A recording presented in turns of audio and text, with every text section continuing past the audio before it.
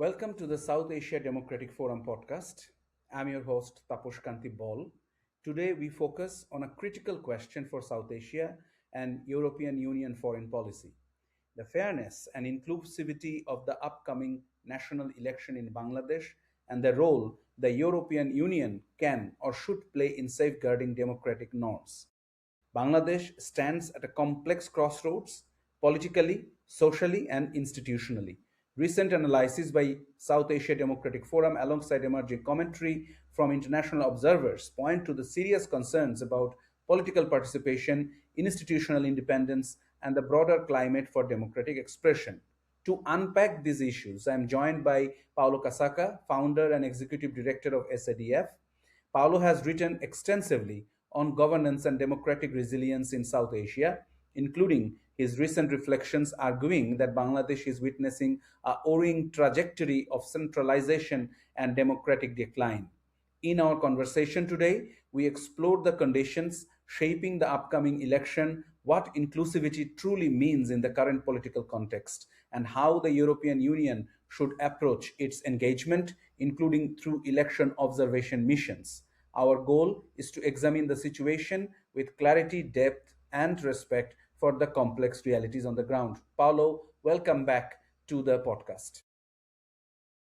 Thank you. Thank you for the invitation. Getting straight to this point, this is perhaps one of the most expressive because the January 2024 elections were criticized because the major opposition party, BNP, decided to boycott these elections.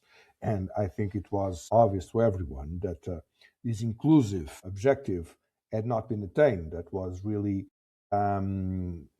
a big detriment to the election procedure. And we just saw a communication from the European Union that is in line with everything else that the European Union has been saying, or most of what the European Union has been saying in the last 18 months, saying now they are inclusive. Well, now the main opposition is forbidden. I mean, did not decide to boycott. It's forbidden to participate. So, I mean, it's absurd. I mean, no rational person can sustain this sort of statement unless it is prepared to say whatever in favor of the present situation.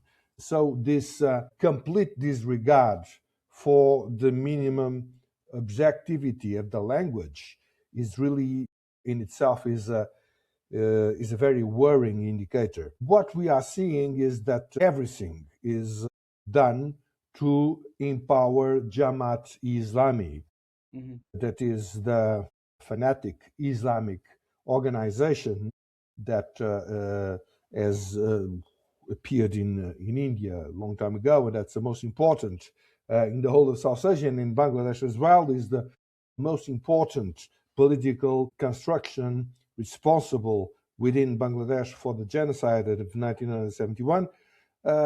It has absolutely no differences in terms of message, in terms of philosophy, in terms of aims with the Muslim Brotherhood, with the Khomeini regime, with Al Qaeda, the Islamic State, the Taliban, you name it. It's the same thing. But there are people, well, diplomats like the ones of the European Union, but these are not the only ones, that are defying all the basic logic of language, saying that something that is black is white. This issue of inclusiveness is a perfect example.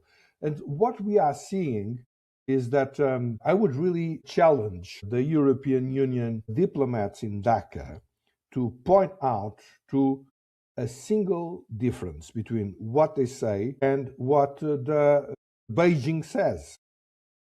And by the way, the United Kingdom, the United States, United Nations, a single difference of discourse. Well, and the problem is that from the point of view of Beijing, this has been a very consistent policy. Beijing has a strategic alliance with Pakistan, with Iran as well, and has kept in a very consistent way, the strategy of alliance with fanatic Islam, not because there is any agreement, of course not, between the Communist Party and Islamism. There is nothing in common, but there is a perception that this is the way forward to destroy what is known as the West or the free world or whatever is made of the free and democratic rules all over the world. Sometimes you call it the globalists. I mean, the languages are different, but Beijing has been very consistent. What is really difficult to explain is why the Western diplomacies are doing the same. And one remarkable feature is that they aligned their discourses, I mean, and their actions, their absurd actions, I mean, because they were absolutely silent in face of the major crimes against humanity that took place in these 18 months. But suddenly, in the middle of all the murders, all the sort of attacks on human rights, there was an assassination of a prominent leader of a so-called student close to the Jamaat-e-Islam alliance. And then all of them, the European Union, the United States, United Nations, all of them said, oh, we are very sorry. And actually, they intervene in a way that really fueled the complete absurdity of reaction on the ground that blamed immediately India. The missions of India were attacked, that attacked the main press organisms, the Daily Star and Proton Allo.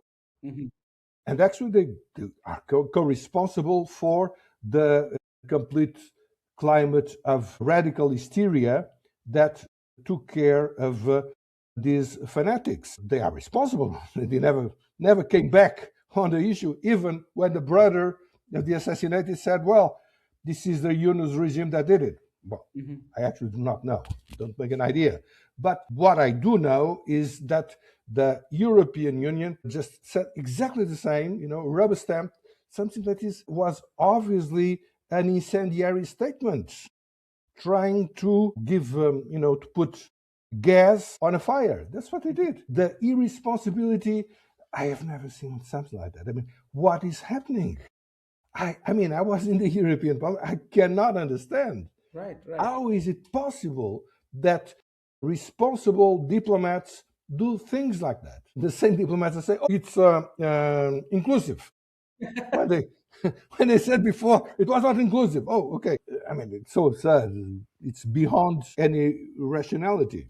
I want to just interrupt to give our audience uh, a background of what happened in Bangladesh in the past, because the audience must remember that in 2013, in the election, in the national election, BNP said they will not participate.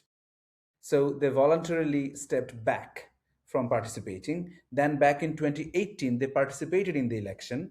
And then again in 2024, January, they said that no, we are not going to participate.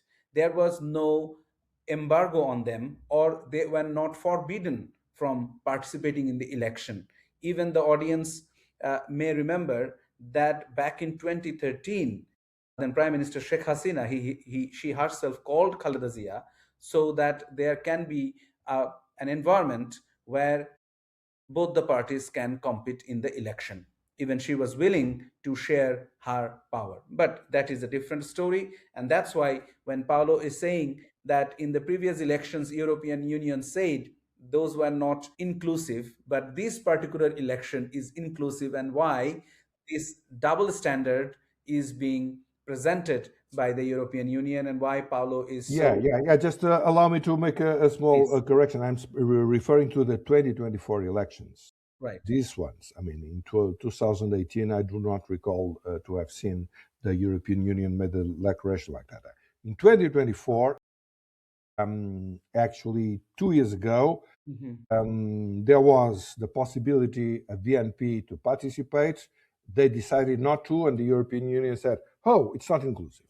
Now, the Awami League was forbidden to participate. Well, not only forbidden, people are being persecuted, assassinated, imprisoned. you name it. Yeah, absolutely. Yeah. So it's and they say, oh, it's inclusive. Well, it's so absurd. I mean, how can you dare to say a thing like that? I mean, and there is no public opinion, there is no press. I mean, when even the Daily Star director, I keep repeating because you do not need to go into details. I mean, the Daily Star was frontally against Awami League, Absolutely. Yeah. was completely pro Yunus, Hmm. and even then they were not sufficiently orthodox. So the newspaper was burned to the ground. They managed to survive because the soldiers can negotiated with the jihadis. Well, okay, burn the building, but allow them to escape.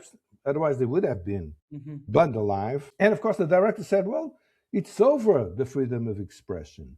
We are now on only on the issue of the physical survival. He Hmm. said that. And I mean, that means there is no freedom of expression. That's not even a question of discussing it.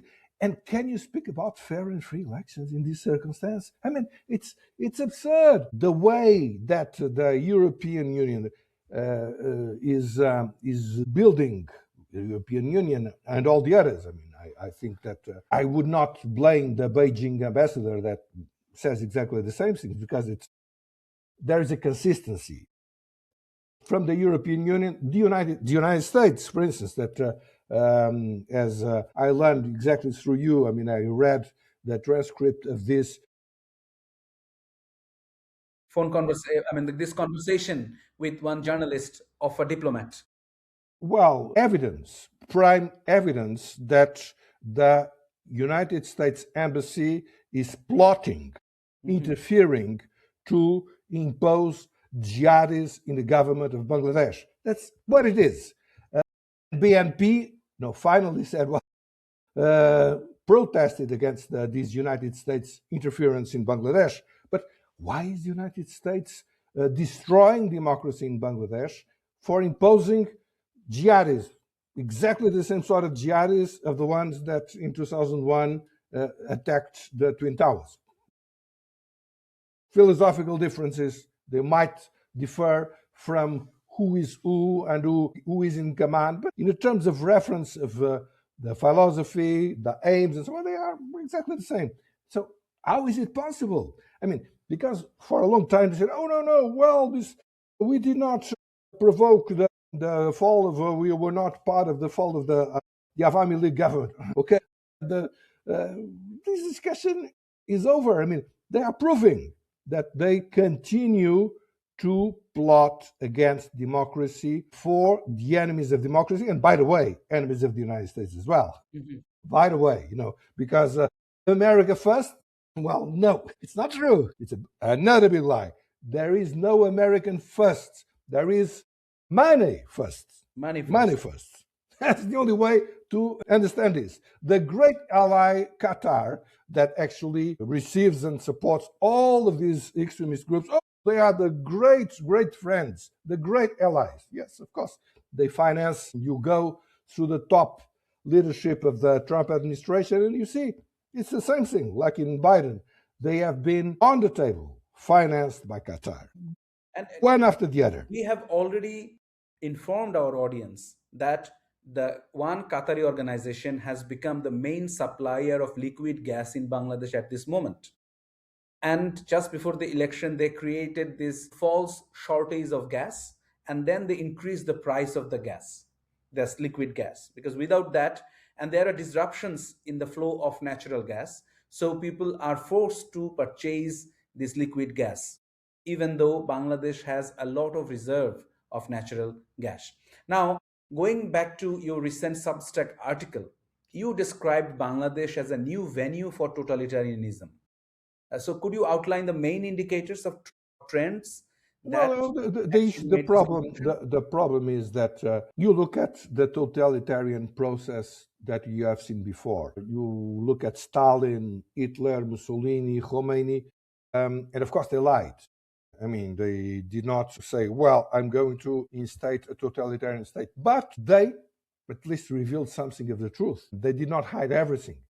Look at the way that the Yunus and students took power. I mean, you do not find a single word of jihad or even Islam in whatever shape. I mean, of course, this was not a question. And now, I mean, they are part of the Jamaat Islam alliance, a party that has as a main goal to have a jihad all over the world, as all the jihadists. That's, I mean, it's a matter of reading Maududi, seeing the founder, seeing the scripts, seeing where they are going to. So the lie was 100%. 100%. It was exactly like, you see in 1984 by George Orwell, these figures of the Ministry of Love, that is the minister where torture is done, or the Ministry of Truth, where only disinformation is produced. It's exactly the same sort of attitude, where what is promised is exactly the reversal of what is done. Before, I mean, 1984 is a caricature of the Soviet Union. But of course, it exaggerates. That's what a caricature does. But now there's no exaggeration. It's exactly like this. This is very, very concerning. Even very concerning. I have found the reflection of Animal Farm in the existing government of Yunus. That how Yunus has become authoritarian even after giving false promises that they will become the voice of the general people. They will protect the minorities. So, but then the way Napoleon the pig becomes the emperor in the Animal Farm, Yunus has become the authoritarian figure by imposing a totalitarian philosophy or a totalitarian use of power over all the people. Yeah, exactly. Yeah. Well, that Animal Farm is a precursor, while the decline of English literature is another text. I mean, the Orwell's construction really get its apex on 1984. Right. But getting back to this issue, of course, this is a tremendous drama for Bangladesh, but this is an event of global signification. Our leaders, our structures are lying to us. And there is no public opinion to say, hey, this is a lie. I mean, you can see some of the things in social media, but not much. And then you see, oh no, it's fake news. There are in the social media from time to time things that are not true, or some things that are exaggerated. Sometimes I even suspect that they are done on purpose to decredibilize the whole of it.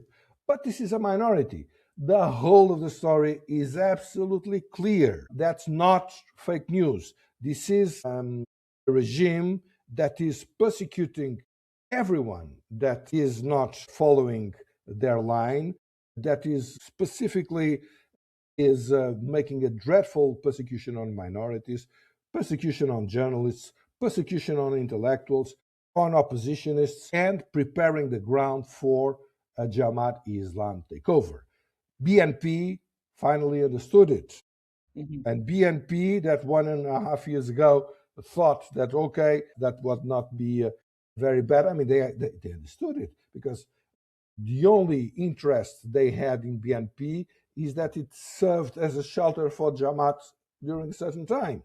Now they are useless, so they will treat BNP as they did treat Awami League. That's absolutely clear. It's a matter of time.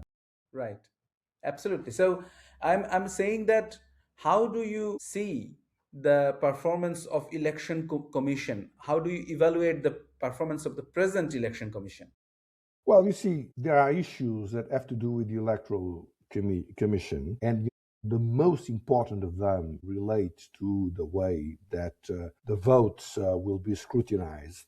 Well, there are others that really go beyond it. I mean, nobody is preventing major attacks on the most basic principles of freedom of expression in the country. The electoral committee, even less, but not the army, Yunus, nothing. I mean, this issue of the Daily Star.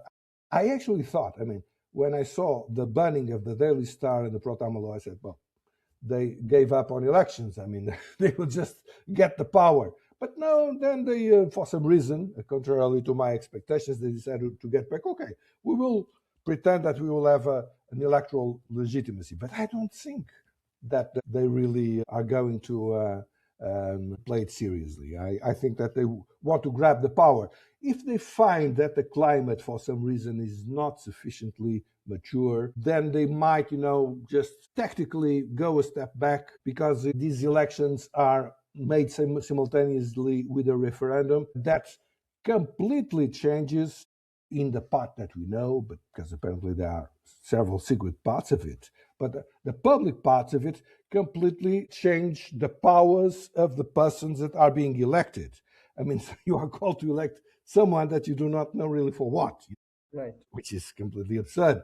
And of course, this idea of a referendum for a constitution made by people without any legitimacy is the standard for dictatorships. Well, Hitler is the most well-known case, but I mean, you look around. I mean, I'm more an economist than a political scientist, but in Portugal, that was the way. He came with a constitution, our dictator, that he did it himself. I mean, no parliament, and then got a referendum without any sort of freedom. Actually, I think that he got 99% of votes. Okay, fantastic. And then dictatorship was implemented.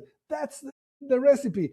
How can it be that the European Union, that is supposed to be built on democracy, says, oh, fantastic that this committee that is they are doing the reform or the text or whatever.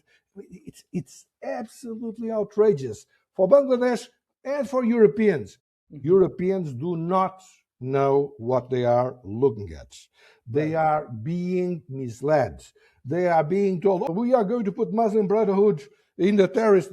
But the Muslim Brotherhood is an organization in complete crisis that is not operational any longer. It's like selling, putting an old bike. You have the Muslim Brotherhood, but Jamaat, which is completely undistinguishable, except for the fact that it is centered in South Asia, and Muslim Brotherhood in the Arab world, that's different. I mean, otherwise there is no difference.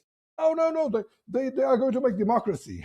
They are inclusive. The lie of deception, I've never seen nothing like that. I'm 68, and I thought I would not be living to see things like that, but I am. So I'll ask you the last question, because what you have said so far makes a lot of sense and says that the next parliamentary election of Bangladesh is not going to be free and fair, because there is no freedom of association, there is no freedom of expression, minorities are suppressed and they're facing persecution, and most importantly, there is no rule of law, because the judiciary has itself become an apparatus of oppression. So, and together with all this, European Union election monitoring committee or group saying that this is an inclusive election has made it difficult. So my last question is that what kind of role you think that think tanks such as South Asia Democratic Forum can play in informing European Union that this should not be the standard they are looking for in Bangladesh? What do you think? What is the suggestions? I think that we are doing our best. I mean, speaking our minds on the basis of facts, evidence, and facing the monsters that try to shut us up, that make disinformation against us, that destroy our websites. Situation is not easy, but we have to insist. Humanity is a very, very important value, and we must stand for it. Right. So thank you, Paulo, for sharing your insights on the evolving political landscape in Bangladesh and the European Union's potential role in supporting democratic norms. As we have heard today, questions of electoral fairness, institutional independence, and political inclusivity continue to shape both domestic debates in Bangladesh and the international community's response. With the election approaching, it remains essential for policymakers, observers, and civil society actors to engage carefully, consistently, and with a commitment to democratic principles. At SADF, we will continue to monitor developments, contribute evidence based analysis, and facilitate informed discussion on the future of democracy and governance in South Asia. Thank you to our listeners for joining us. If you found today's discussion insightful, please subscribe and follow our work at sadf.online and on our social media channels. Until next time, this is Tapas Kanti Baul. Stay well and thank you for listening. Bye bye.